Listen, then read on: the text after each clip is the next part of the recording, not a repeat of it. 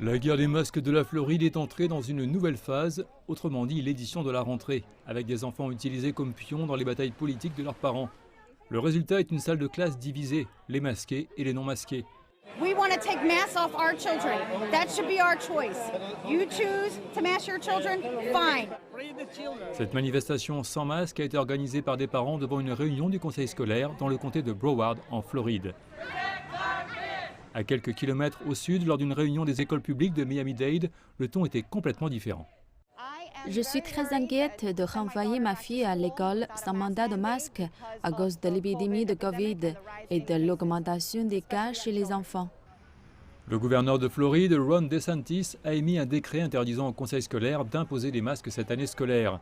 Son ordre intervient alors que l'État est aux prises avec son pire pic d'infection à la Covid-19 depuis le début de la pandémie, ce qui met les hôpitaux sous pression.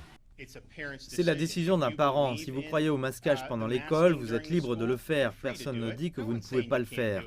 Mais si vous êtes quelqu'un qui est préoccupé par cela et pense que ce n'est peut-être pas la bonne chose pour votre enfant, je pense que vous devriez avoir le droit de prendre cette décision ultime.